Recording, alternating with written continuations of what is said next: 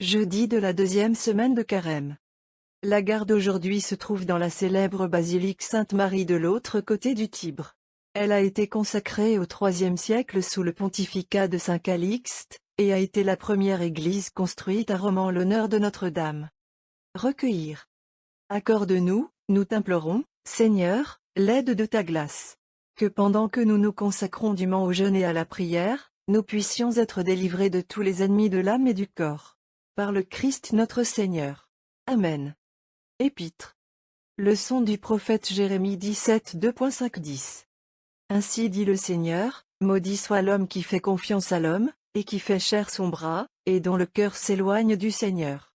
Car il sera comme Tamaric dans le désert, et il ne verra pas quand le bien viendra. Mais il demeurera dans la sécheresse dans le désert, dans un pays salé et non habité. Béni soit l'homme qui fait confiance au Seigneur, et le Seigneur sera sa confiance. Et il sera comme un arbre qui est planté par les eaux, et étale ses racines vers l'humidité. Et il ne craindra pas quand la chaleur viendra. Et sa feuille sera verte, et en temps de sécheresse, elle ne sera pas sollicitée, et elle ne cessera à aucun moment de produire des fruits. Le cœur est pervers par-dessus tout, et insondable. Qui peut le savoir? Je suis le Seigneur qui sonde le cœur et prouve les reins. Qui donne à chacun selon sa voie, et selon le fruit de ses dispositifs, dit le Seigneur Tout-Puissant. L'épître et l'évangile d'aujourd'hui sont destinés à donner des instructions sur la morale chrétienne. Détournons un instant nos yeux du triste spectacle du complot qui est dressé contre notre Rédempteur par ses ennemis. Pensons aujourd'hui à nos propres péchés et à la façon d'appliquer un remède. Le prophète Jérémie nous donne ici la description de deux classes d'hommes. À quelle classe appartenons-nous? Il y a des hommes qui font de la chair leur bras, c'est-à-dire qu'ils ne se soucient que de la vie présente et des choses créées, et ce tempérament d'esprit les conduit nécessairement à de fréquentes violations des commandements de leur Créateur. Il en était ainsi avec nous, quand nous avons péché, nous avons perdu de vue notre dernière fin, et la triple concupiscence nous a aveuglés. Ne perdons pas de temps, mais retournons au Seigneur notre Dieu. Un retard pourrait nous apporter cette malédiction qui, selon notre prophète, dépasse le pécheur sans repension, il ne verra pas le bien, quand le bien viendra. Le temps saint du carême avance rapidement. Les grâces les plus choisies nous sont offertes quotidiennement, malheur à l'homme dont l'esprit est distrait par la mode de ce monde qui disparaît, 1 Corinthiens 7h31, et ne pense pas à l'éternité et au ciel et, même en ce temps de grâce, est comme Tamaric, une mauvaise herbe, sans valeur du désert. Oh! Combien cette classe est nombreuse! Et comme leur indifférence spirituelle est terrible. Priez pour eux, ô enfants fidèles de l'Église, priez pour eux sans cesse. Offrez vos pénitences et vos aumônes pour eux. Ne désespérez pas. Et rappelez-vous que chaque année, de nombreux moutons errants sont amenés à la bergerie par une telle intercession. Le prophète décrit ensuite l'homme qui fait confiance au Seigneur. Toute son espérance est en Dieu, et tout son soin est de le servir et de faire sa volonté bénie. Il est comme un bel arbre planté près d'un ruisseau d'eau, avec sa feuille toujours verte et ses fruits abondants. Je vous ai nommé, dit notre Rédempteur, pour que vous alliez, et que vous produisiez du fruit, et que votre fruit reste. Jean 15h16, devenons cet arbre privilégié et toujours fécond.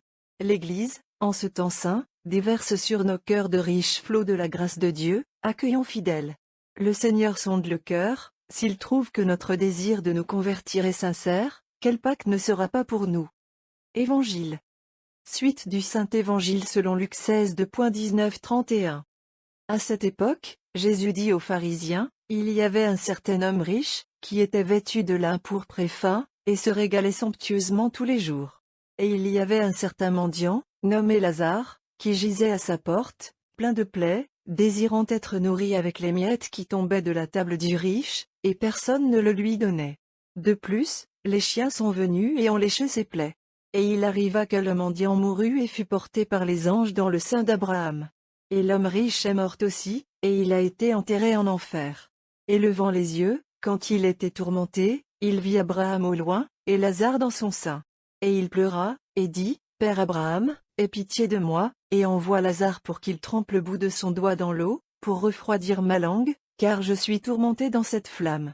Et Abraham lui dit, Fils, souviens-toi que tu as reçu de bonnes choses de ton vivant, et de même que Lazare a de mauvaises choses, mais maintenant il est réconforté, et tu es tourmenté.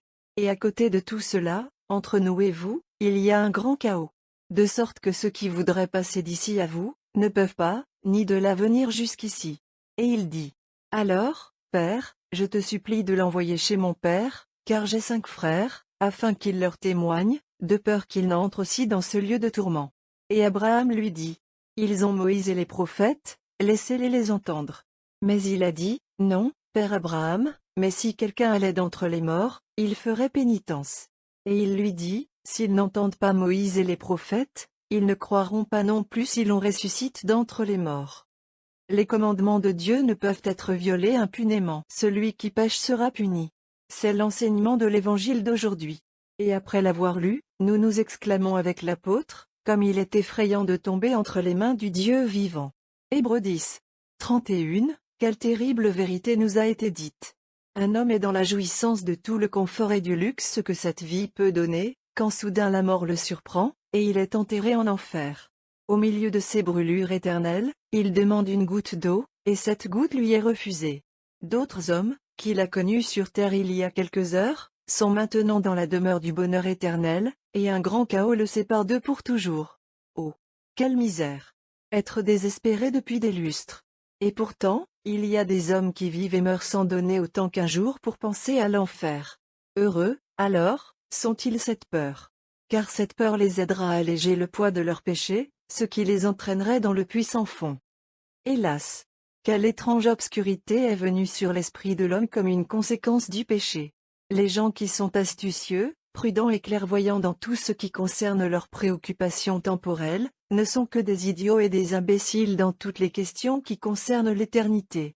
Pouvons-nous imaginer quelque chose de plus effrayant que leur surprise lorsqu'ils se réveillent dans l'autre monde et se retrouvent enterrés en enfer?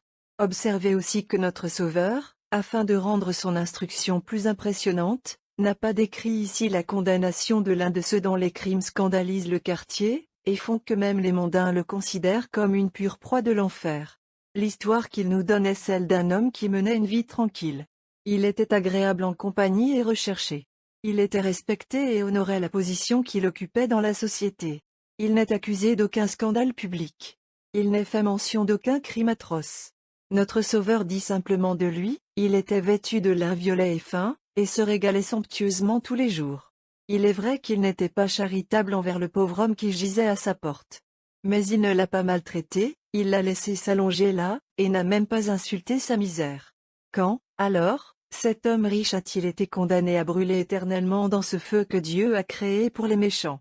C'est parce qu'un homme qui mène une vie de luxe et de festin, tel qu'il a vécu, sans jamais penser à l'éternité, ne se souciant que de ce monde, qu'on nous dit d'utiliser comme si nous ne l'utilisions pas, 1 Corinthiens 7h31, sans rien de lui de l'esprit de la croix du Christ. Un homme comme celui-ci est déjà victime de la triple concupiscence de l'orgueil, l'avarice et le luxe, il est leur esclave, et semble déterminé à continuer ainsi, car il ne fait jamais l'effort de se débarrasser de leur tyrannie. Il s'est livré à eux. Et ils ont travaillé leur travail en lui, la mort de l'âme. Il ne suffisait pas qu'il ne maltraite pas le pauvre homme qui était assis à sa porte, il aurait dû lui montrer de la bonté et de la charité, car tel est le commandement de Dieu. Ces chiens avaient plus de compassion que lui. Par conséquent, sa condamnation et sa perdition étaient des plus justes. Mais, lui avait-on dit de son devoir?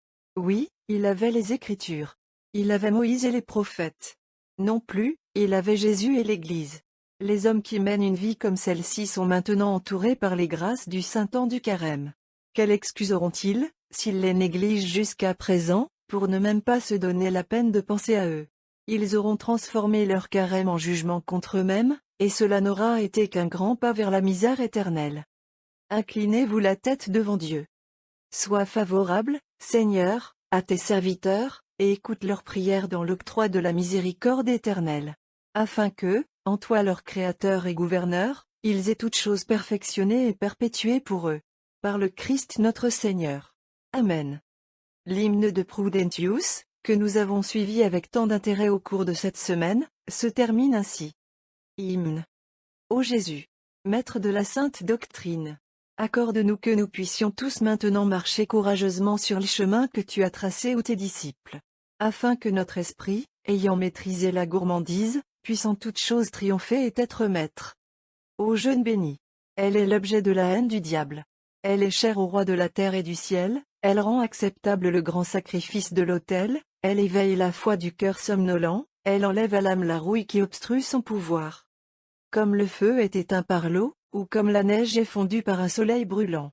Ainsi, mais par une loi supérieure, les mauvaises herbes sauvages de nos péchés de base sont déracinées par le pouvoir sacré du jeûne, lorsqu'elles sont jointes à des aumônes charitables sans relâche.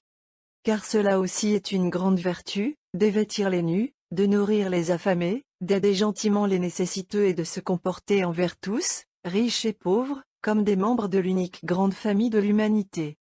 Béni de droite est celui dont la main droite accomplit l'acte louable d'aumône somptueuse, mais dont la main gauche ne connaît pas la douce charité accomplie. Un tel homme recevra des richesses éternelles, et un intérêt 100 fois supérieur lui sera donné qui prête ainsi aux pauvres. Égal, égal, égal, égal, égal, égal, égal. Ce texte est tiré de l'année liturgique, écrit par Dom Prosper Guéranger.